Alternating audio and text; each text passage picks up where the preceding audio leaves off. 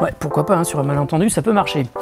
Salut à tous, c'est Nico, j'espère que vous allez bien, moi ça va toujours aussi bien et ça va encore mieux parce qu'aujourd'hui j'ai encore reçu un truc avec un écran donc je suis hyper content. C'est une tablette sous Android et qui est vendue pas trop cher sur Amazon. Alors j'ai été confronté plusieurs fois à la même situation, hein. J'ai un copain ou une copine qui me demande de leur conseiller une tablette pas chère et quand je leur demande pour faire quoi, ils me disent pour regarder des vidéos principalement. Et là je cherche sur Amazon et ça devient vite hyper compliqué parce que quand on a un budget de 150 € maxi pour une tablette de 10 pouces, même à ce tarif là, il y a plein de modèles et il y a plein de marques et surtout plein de marques totalement inconnues. Et c'est un petit peu compliqué de pouvoir conseiller une tablette sans pouvoir la tester, surtout si la marque sort de nulle part. Et si j'ai dit ok pour tester celle-là, c'est pour 3 raisons. D'abord, elle a une résolution plutôt intéressante, 1920 par 1200, donc elle permet d'afficher au moins du 1080p natif, donc c'est très bien pour regarder des vidéos sur YouTube, Netflix, Disney+, Amazon Prime, MyCanal, ou même des vidéos tombées dans le domaine public que vous aurez téléchargées sur Internet.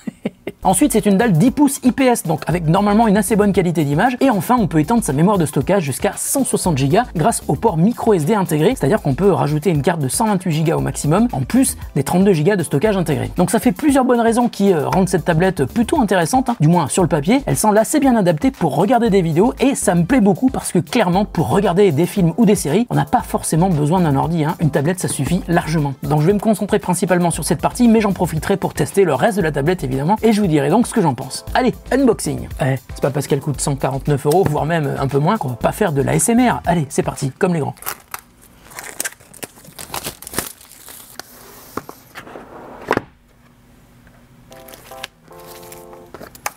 Elle est assez compacte, 10 pouces, mais elle est plus compacte que mon iPad de 10 pouces. Ouh, c'est un peu le bazar là-dedans. Un petit bloc d'alimentation, j'espère que c'est au moins l'USB type C. C'est de l'USB type C, donc ça c'est bien. Ok, une petite carte de garantie, 2 ans de garantie, pas mal, ok. Très bien, un joli manuel tout en couleur. Voilà pour la partie boîte. On va voir maintenant la partie tablette. Ouh. Donc il y a un film de protection qui est sur la tablette et on nous indique qu'il est important de retirer le film en agrippant le petit coin ici. Allez, on y va. Elle fait pas du tout bas de gamme, c'est vachement bien ça. Et on va enlever la protection qui est à l'arrière également. On peut l'enlever ça, oui on peut je pense.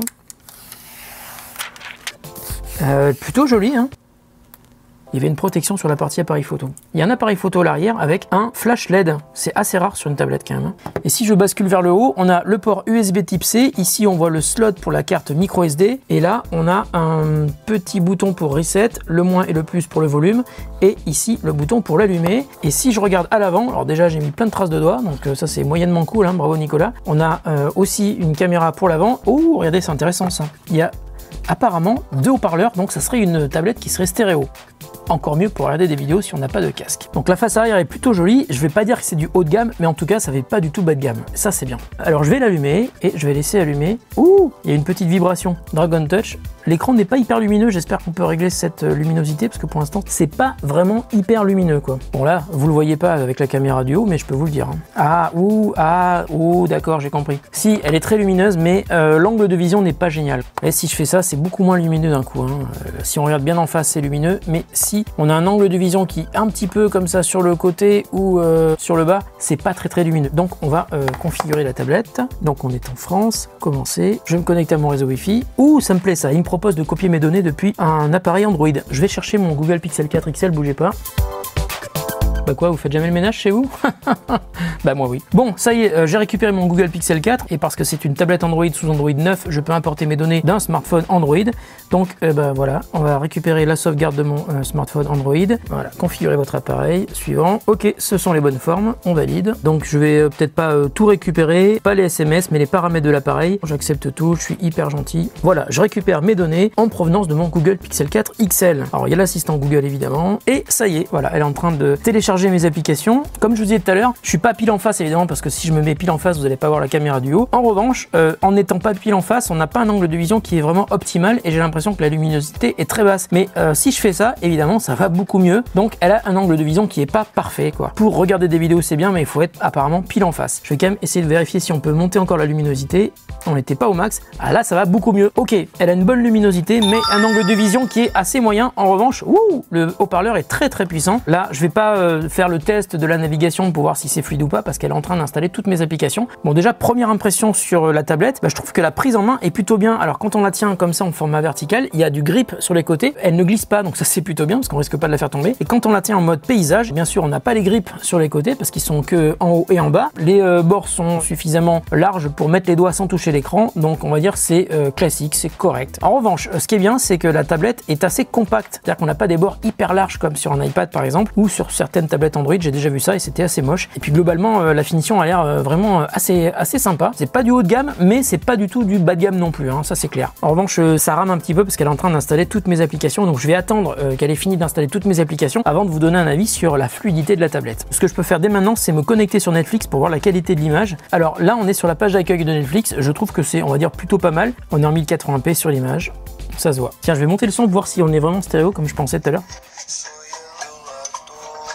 On est en stéréo, donc il y a vraiment des haut-parleurs stéréo, mais le son est pas terrible du tout. Donc je vous conseille vraiment, si vous n'avez pas le choix d'écouter en stéréo, mais si vous avez le choix d'écouter avec des écouteurs ou un casque audio. Si vous voulez des conseils sur des casques audio ou des écouteurs, regardez sur la chaîne, j'en ai testé plein. Donc voilà, ce que je vais faire, c'est que je vais aller chez moi, je vais laisser la tablette finir de s'installer, et puis je la testerai tranquillement à la maison avec des vidéos, et puis je vous dirai ce que j'en pense, je vous dirai si elle vaut les 150 € que Dragon Touch nous demande, et d'après ce que j'ai compris, il y a une promo sur Amazon, donc je vais me dépêcher de la tester pour vous donner un avis définitif sur cette tablette avant que la promo disparaisse d'Amazon. Allez, à dans quelques jours, mais tout de suite pour vous, juste après ça.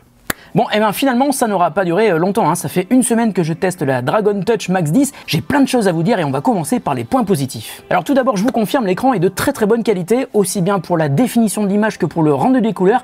Et franchement, à ce prix-là, c'est super surprenant. Alors on le voit quand on regarde des photos, des vidéos, les couleurs sont bien calibrées. Et quoi que j'ai pu faire sur la tablette, je n'ai jamais ressenti le besoin de faire des réglages de couleurs. En regardant mes propres vidéos, j'ai aussi trouvé que c'était hyper naturel, les couleurs sont vives et surtout, elles respectent bien les tonalités de couleurs telles que je les connais. La dalle IPS est donc de très bonne qualité, elle arrive aussi à délivrer des images qui sont bien contrastées. Et là non plus, j'ai jamais ressenti d'exagération pour flatter l'œil. Donc tout ça pour vous dire que du côté de l'image, c'est super satisfaisant et c'est pour moi le plus gros point fort de la Max 10. Ensuite, un autre point positif, le design, je la trouve vraiment jolie. Les finitions sont excellentes avec un corps en alu et des grips sur la partie haute et basse ou sur les côtés si vous la tenez en mode vertical. Et je trouve surtout que l'encombrement est très réduit par rapport à la taille d'image. Elle est quand même beaucoup plus compacte que plein d'autres tablettes 10 pouces du marché. Seul petit bémol sur la partie design, le petit cache en plastique qui cache la carte SD n'est pas très facile à enlever ni à mettre et surtout il n'est pas attaché à la tablette, alors évitez de le perdre. Alors autre bonne nouvelle, et cette fois-ci c'est du côté logiciel, on a une version pure Android sans aucune surcouche ni même la moindre application préinstallée par le fabricant sur la Max 10. En revanche, elle est restée Android 9 et pour l'instant il n'y a aucune indication sur l'arrivée éventuelle de Android 10 sur la Max 10, c'est dommage. Alors parlons maintenant des points négatifs et pour moi le plus gênant d'entre eux ce sont les haut-parleurs qui sont de mauvaise qualité, ils sont même très très mauvais et dans la doc Dragon Touch précise même la puissance des HP, 2 fois 1 watt, c'est peu, c'est très très peu. Ils sont stéréo mais franchement on aurait largement préféré un seul HP mono mais de meilleure qualité. En revanche, dès que vous branchez un casque sur la prise jack ou en Bluetooth, vous réglez le problème, donc si vous le pouvez, oubliez les HP de cette tablette. Et puis une autre limitation aussi de la Max 10, c'est la puissance. Sur des jeux peu gourmands, vous n'aurez normalement aucun problème, mais dès qu'on lance un jeu qui nécessite un processeur et une puce graphique rapide, ça rame sérieusement, ou alors vous laissez l'application régler automatiquement les réglages graphiques, et dans ce cas, il risque d'être au minimum. Et pour vous donner une idée du niveau de performance brute que l'on peut attendre de cette tablette, Antutu Benchmark nous donne un score plutôt modeste d'à peine 100 000 points. Alors le processeur est un ARM Cortex A55 octa-core de 2018, et la puce graphique est une PowerVR ROG qui date aussi un peu, donc en résumé, c'est clairement pas une tablette qui est faite pour le gaming, il faut le savoir. Et d'ailleurs, même avec 3 Go de mémoire vive, la tablette arrive à s'essouffler quand on lance plusieurs applications en même temps. Pour regarder des vidéos, écouter de la musique, surfer sur le web ou faire du casual gaming, en revanche,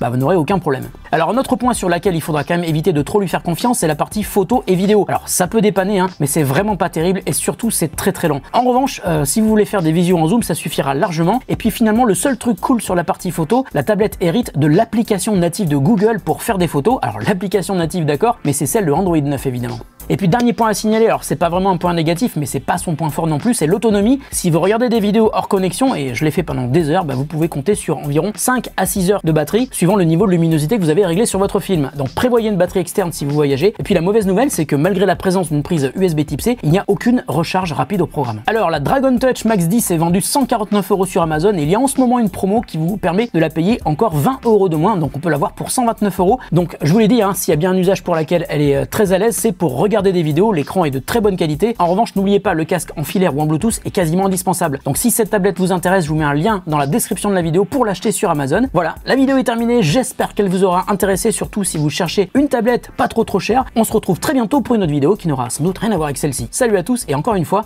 parce que c'est vachement important de vous le répéter à chaque fois, merci de votre fidélité. Salut.